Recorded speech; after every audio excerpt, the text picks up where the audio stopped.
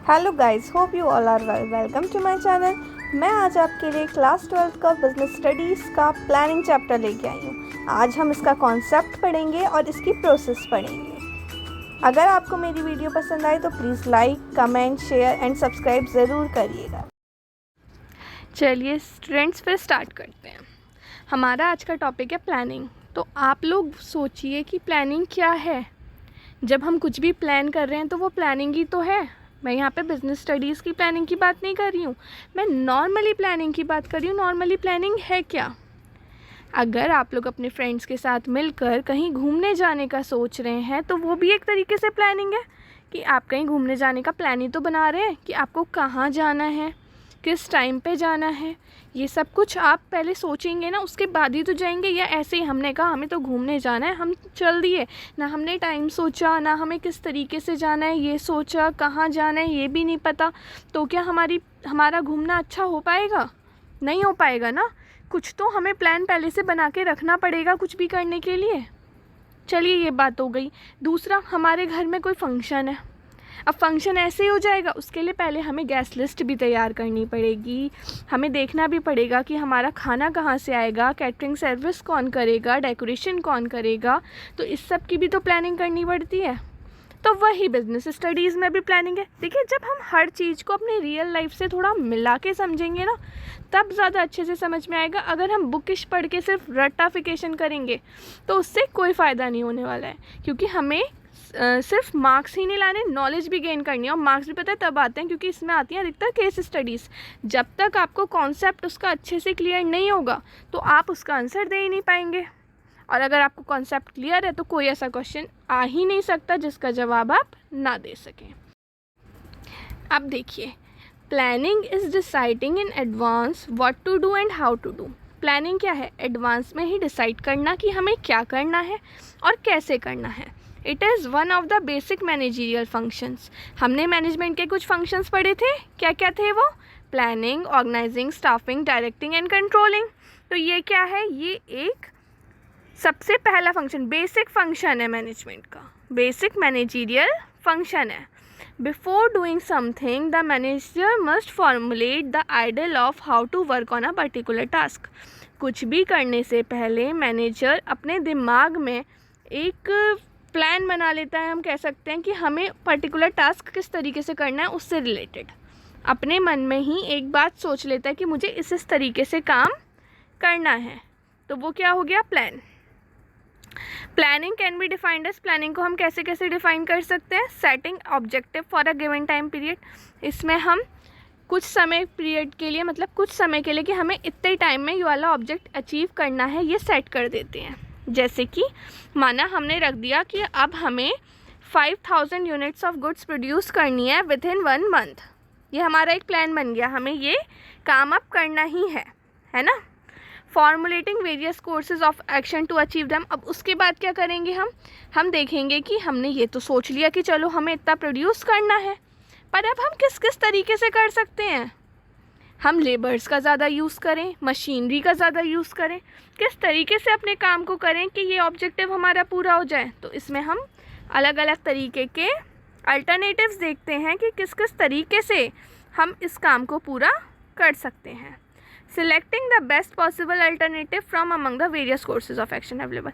अब हमने देख लिया, अब ज़रूरी तो नहीं है कि एक काम को करने का सिर्फ एक ही तरीका हो, कई तरीके हो सकते हैं, है ना। अब आपको कहीं जाना है तो ज़रूरी है कि आपके पास सिर्फ एक ही ऑप्शन है कि आप कार से जाओ? नहीं, आप बस से भी जा सकते हो, आप ट्रेन से भी जा सकते हो, आप अपनी स्कूटी से भी जा सकते हो। तो कितने सारे अल्टरनेटिव्स होते हैं हर चीज़ के। तो उसमें से बेस्ट पॉसिबल अल्टरनेटिव को सिलेक्ट करना जो आपके लिए उस सिचुएशन पर बेस्ट सूटेबल बैठ रहा हो। अब मैनेजर, वैसे आप लोग बताइए, मैनेजर क्या देख के करेगा? कि जो इफ़ेक्टिवली भी वर्क करे और जो इफ़िशिएंटली भी वर्क करे, उसी को तो चूज़ करेगा ना वो। चलिए अब आगे बढ़ते हैं। देखिए, अब है प्लानिंग प्रोसेस। प्लानिंग प्रोसेस क्या है? प्लानिंग प्रोसेस में कुछ स्टेप्स आते हैं जो मिलकर पूरी प्रोसेस बनाते हैं। उसमें कौन कौन से स्टेप हैं? Setting objective. सबसे पहले हम अपना ऑब्जेक्टिव सेट करते हैं, गोल सेट करते हैं, हमें कौन सा, हमारा क्या ऑब्जेक्टिव है। Developing premises. फिर क्या करते हैं? प्रेमिसेस मतलब कुछ अजम्पशंस बनाते हैं फ्यूचर के लिए। जैसे हमें पता है कि फ्यूचर अनसर्टेन होता है, कुछ भी हो सकता है फ्यूचर में, पर फिर भी हम कुछ अजम्पशंस लेते हैं कि मे बी, जैसे कि हो सकता है कि प्रोडक्ट, इस डिमांड की प्रोडक्ट शायद आगे बढ़ेगी या इस प्रोडक्ट की डिमांड कम भी हो सकती है, उससे रिलेटेड हम कुछ अजम्पशंस बनाते हैं। Identifying alternative course of action, फिर देखते हैं कि हमने जो ऑब्जेक्टिव बनाया है वो हम किस किस तरीके से पूरा कर सकते हैं, ठीक है, उसके अलग अलग तरीके देखते हैं। फिर evaluating alternative courses of action, अब हमने सारे अल्टरनेटिव देख लिए, उनको इवेल्युएट करते हैं, उनके पॉजिटिव पॉइंट्स देखते हैं, नेगेटिव पॉइंट्स देखते हैं कि कौन सा अल्टरनेटिव हमारा किस तरीके से हेल्पफुल रहेगा और उसको लेने की वजह से हमें क्या क्या प्रॉब्लम्स फेस करनी पड़ सकती हैं, ये सब देखेंगे। ये सब देखने के बाद जो बेस्ट सुटेबल होगा उसको हम सिलेक्ट करेंगे, है ना, जो बेस्ट पॉसिबल होगा उसको हम सिलेक्ट कर लेंगे। देन इम्प्लीमेंटिंग द प्लान, फिर हमारा मेन जो काम है वो चालू होगा, मतलब प्लान का इम्प्लीमेंटेशन। इसमें हमारे बाकी सारे स्टेप्स आ गए, ऑर्गेनाइजिंग, स्टाफिंग, डायरेक्टिंग, कंट्रोलिंग के।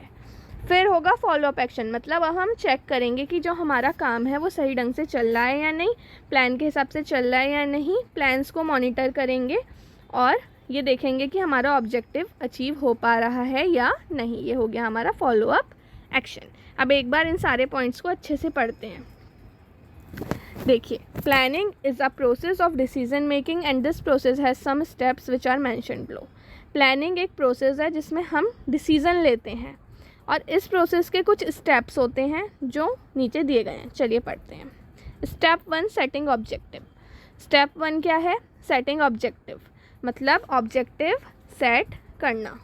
ऑब्जेक्टिव में be set for the entire organisation, objective हम पूरी ऑर्गेनाइजेशन के लिए भी सेट कर सकते हैं, एंड ईच डिपार्टमेंट और unit within the organisation, और ये भी कर सकते हैं कि अभी हम इस डिपार्टमेंट के लिए कर रहे हैं या किसी एक यूनिट के लिए कर रहे हैं। ऑब्जेक्टिव तो कैसे भी सेट हो सकता है ना, पूरी ऑर्गेनाइजेशन के लिए भी हो सकता है और वो हो सकता है इस समय हमने खाली एक डिपार्टमेंट का ही बनाया हो, है ना। They specified the what the organisation want to achieve, इसमें हम ये स्पेसिफाई करते हैं, क्लियर करते हैं कि ऑर्गेनाइजेशन को क्या अचीव करना है, ऑर्गेनाइजेशन क्या अचीव करना चाह रही है। नेक्स्ट स्टेप आता है डेवलपिंग प्रेमिसेस। प्रेमिसेस डेवलप करना, मतलब premises are the assumptions made about the future. Premises वो अजम्पशंस हैं जो हम फ्यूचर के लिए बनाते हैं, ठीक है। Assumptions are made in the form of forecast about the demand of the product. Assumption हम इस तरीके से भी बना सकते हैं कि पहले से ही हमने सोच लिया, अरे आगे जाके इस प्रोडक्ट की इतनी डिमांड होगी। अब हमें तो क्लियरली नहीं पता, फ्यूचर तो अनसर्टेन है कि किस तरीके की डिमांड होगी, कितनी डिमांड होगी, फिर भी हम एक बात लेकर चल रहे हैं कि उस प्रोडक्ट की इतनी डिमांड होगी, है ना। तो ये हो गए हमारे अजम्पशंस, और ये भी कह सकते हैं ये हमारे हो गए premises. Planning premises are base material upon which plans are to be drawn. Planning premises एक मटेरियल के, बेस मटेरियल के रूप में काम करता है जिसके लिए हम प्लान बनाते हैं, क्योंकि हमें तो फ्यूचर के बारे में कुछ नहीं पता, तो हम जो भी काम कर रहे हैं फ्यूचर के लिए वो हम प्रेमिसेस के उससे ही तो कर रहे हैं कि प्रेमिसेस जो हमने अजम्पशंस ली हैं उसी पर तो कर रहे हैं, हमें थोड़ी ना पता है फ्यूचर में क्या होना है ना। चलिए आगे बढ़ते हैं। Identifying the alternative courses of action. अब हम क्या करते हैं, बहुत सारे अल्टरनेटिव्स देखते हैं। As there may be many ways to achieve the objective, हमेशा एक चीज़ को अचीव करने के बहुत सारे तरीके होते हैं। All the alternative of action should be identify, तो उन सबको हमें पहले देखना चाहिए कि किस किस तरीके से हमारा काम पूरा हो सकता है, और फिर उसको अच्छे से डिस्कस करना चाहिए, है ना। ये इसमें आता है identifying the alternative course of action में। Evaluating alternative course of action, इसमें क्या करते हैं, हम इवेल्युएट करते हैं। इवेल्युएट करना मतलब उसके पॉजिटिव पॉइंट्स भी देखते हैं, उसके नेगेटिव पॉइंट्स भी देखते हैं कि अगर हम इस वाले तरीके से काम करते हैं तो उसका फ़ायदा क्या होगा, उसका नुकसान क्या होगा, वो हमारे बिजनेस को किस तरीके से इफ़ेक्ट करेगा, ठीक है। Selecting an alternative course of action, इसमें क्या आया, ये रियल पॉइंट है डिसीजन मेकिंग का, क्योंकि अभी तक तो हम आइडेंटिफाई कर रहे थे, इवेल्युएट कर रहे थे, अब हम एक कोर्स ऑफ एक्शन सिलेक्ट कर रहे हैं, ठीक है।